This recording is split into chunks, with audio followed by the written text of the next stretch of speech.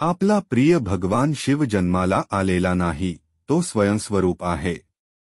पण त्यांच्या उत्पत्तीचा तपशील पुराणात सापडतो. विष्णू पुराणानुसार ब्रह्मदेवाचा जन्म भगवान विष्णूच्या कमळाच्या नाभीतून झाला, तर शिवाचा जन्म भगवान विष्णूच्या कपाळाच्या तेजातून झाला असे म्हटले जाते.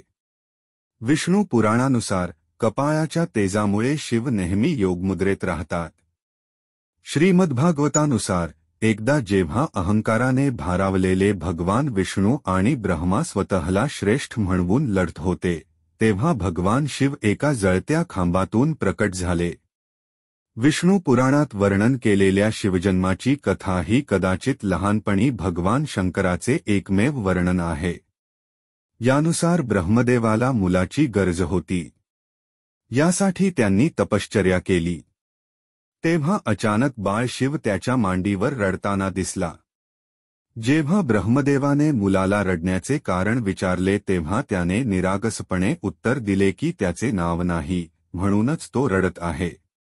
तुम्हाला भगवान शिवाचे 10 रुद्रावतार माहीत आहेत का? मग ब्रह्मदेवाने शिवाचे नाव रुद्र ठेवले, म्हणजे जो रडतो.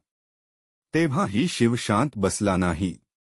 म्हणून ब्रह्मदेवाने त्याला दुसरे नाव दिले, पण शिवाला हे नाव आवडले नाही आणि तरीही तो गप्प बसला नाही. अशा प्रकारे शिवाला शांत करण्यासाठी ब्रह्मदेवाने 8 नावे दिली आणि शिव 8 नावांनी रुद्र, शर्व, भव, उग्र, भीम, पशुपती, ईशान आणि महादेव ओळखला जाऊ लागला. शिवपुराणानुसार ही नावे पृथ्वीवर लिहिली गेली.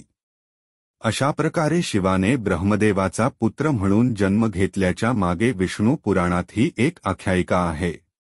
यानुसार जेव्हा पृथ्वी, आकाश, पाताळासह संपूर्ण ब्रह्मांड पाण्यात बुडले होते, तेव्हा ब्रह्मा, विष्णू आणि महेश, शिव यांच्याशिवाय कोणताही देव किंवा प्राणी नव्हता.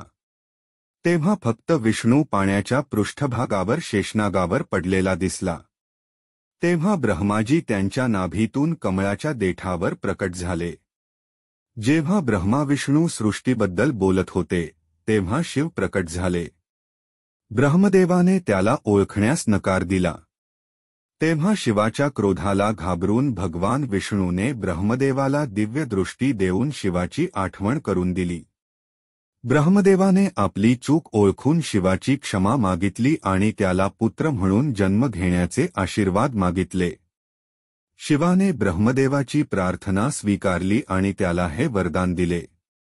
जेव्हा ब्रह्मदेवाने विश्वाची निर्मिती सुरू केली, तेव्हा त्यांना एका मुलाची गरज होती आणि त्यानंतर त्यांना भगवान शिवाचा आशीर्वाद जाणवला.